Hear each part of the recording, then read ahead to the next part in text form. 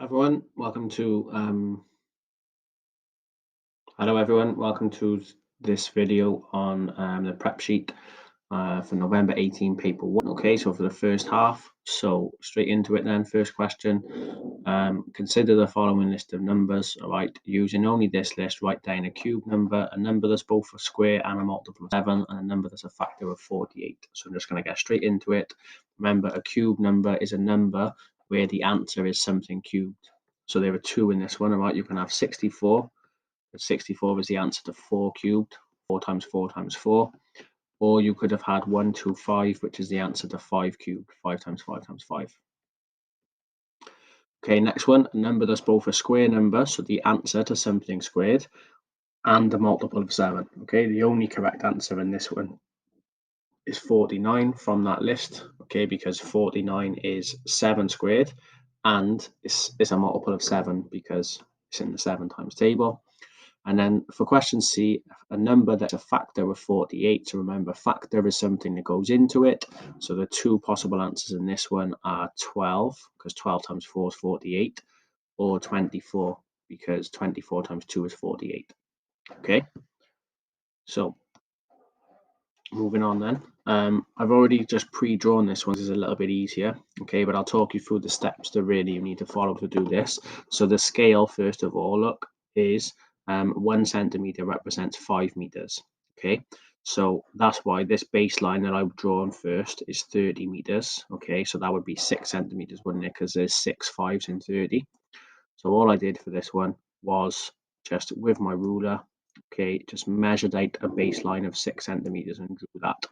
Okay, then what I did to get this 60 degrees on the end is I just put the end of my protractor on. I put my protractor, sorry, on the end of this line.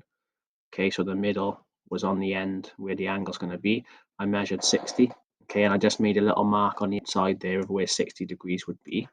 And then using my ruler, I put it on the end of this line. Okay, I measured it up so it was going in a direction of 60 degrees, but I didn't just draw a line straight from here all the way to wherever my mark was from the protractor, because this line should only be 20 meters long. There are 5 times 4 gives you 20 in this, so that's why I've only drawn this as 4 centimeters, look.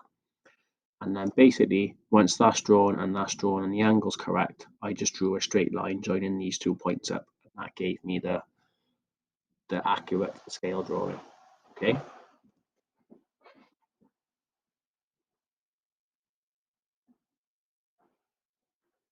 Okay, on to the next one then. So basic algebra, so I'm not going to spend too long. Let's just get into what the answer should be. So simplify the expression 12a minus 5b minus 4a minus 2b. So remember, you should be collecting the a's with the a, so right, including the symbols. So 12a take away 4a is 8a, minus 5b take away 2b is minus 7b. All right, question B, solve the equation 6x minus 8 equals 19. So I'm just going to write that down first of all. Okay, this says take away, didn't it? So we should be adding instead. So the first thing I'm going to do is add 8 to both sides, which would give me 6x equals 27. 6x means times by 6, so we divide. And I know 6 doesn't go into 27, but you're clever enough to figure it out, I think. 6 times 4 is 24, isn't it? So this is actually 4.5. And it's perfectly fine to have an answer there that is a decimal. Okay. Right, question C then, calculate the value of 6m plus 3n when m equals minus 2 and n equals 9. So all we're doing is substituting the numbers in. 6m means 6 times m, 3n means 3 times n. Okay, so sub these values in now. This is 6 times by minus 2, and this is 3 times by 9.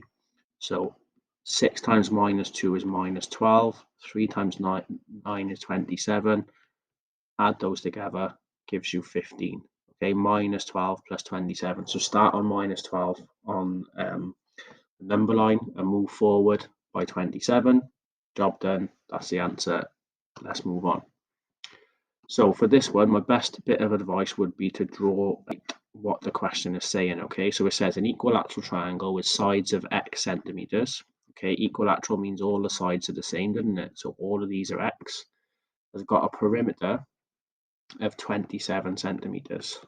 Okay, so x plus x plus x, or 3x, equals 27. So these three together make 27, because perimeter is the distance around the outside, isn't it? That means that 1x on its own must be 27 divided by 3, which is 9. Okay, it then says a rectangle has a width of 4 centimeters and a height of x minus 3. So draw the rectangle. Okay, one of them is x minus 3 and one of them is 4.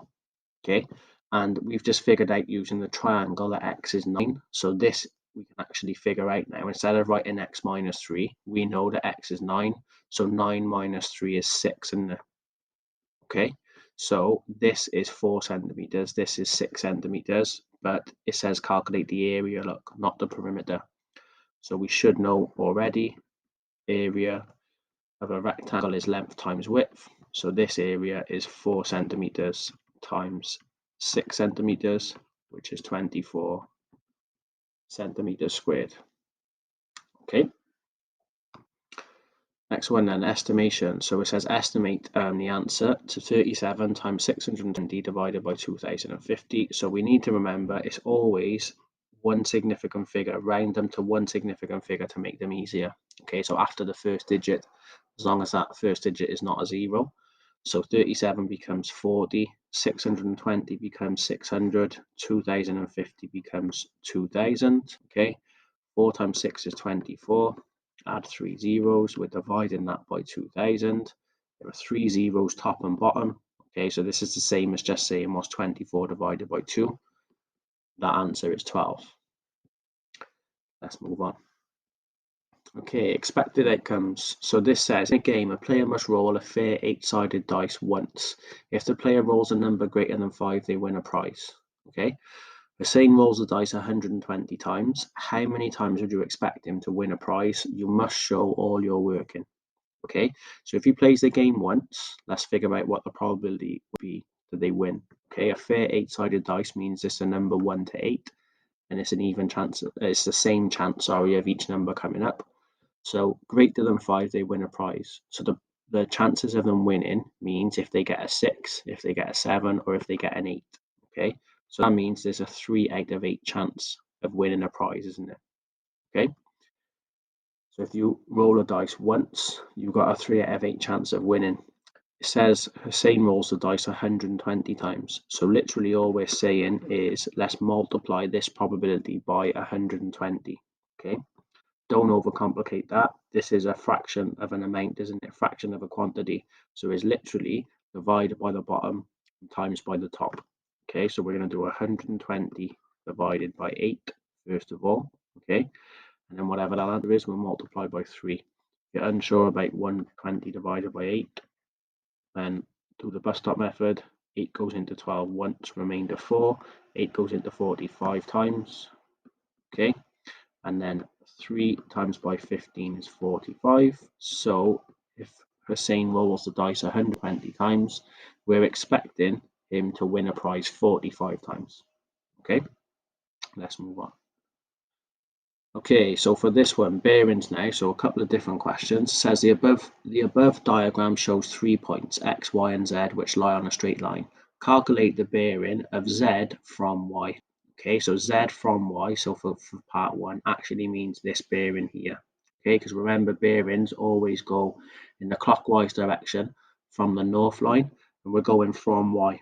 So here's the line for y. That's the distance there. You're not expected to actually measure these at the moment, okay? We're expected here to understand if these two are on a straight line, so from there to there is a straight line, isn't it? Which means this angle and this bearing that we're trying to figure out needs to add up to 180. So if you do 180 minus 47, then you get that bearing, okay? Which is 133, I believe, okay? The next one says calculate the bearing of x from y. Okay, so let me just get rid of what I've just done there.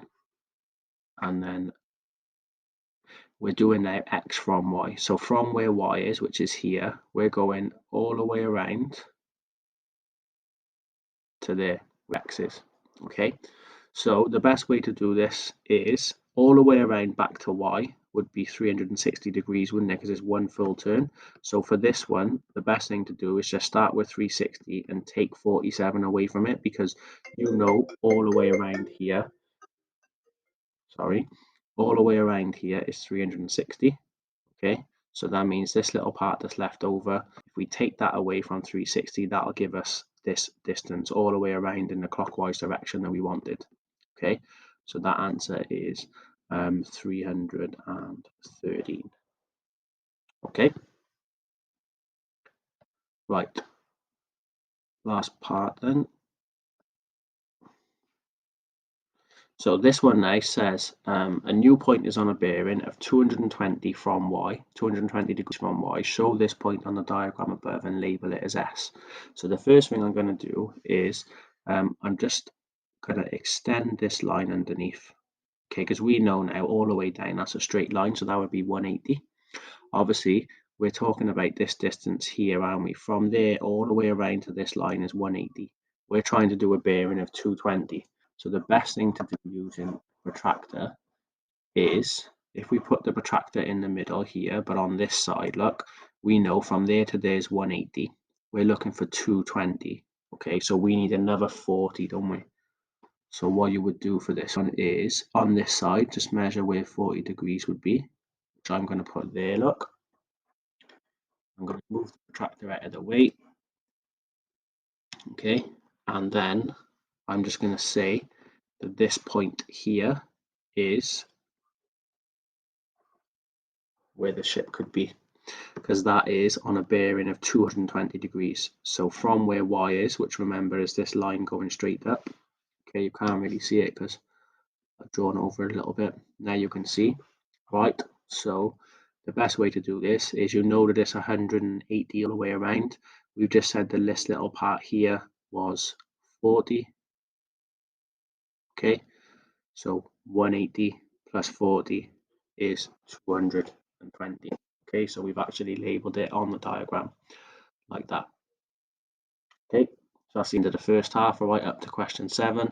Hope you find it useful. Obviously get at me if you've got any questions at all before we sit the paper on Thursday. Thank you.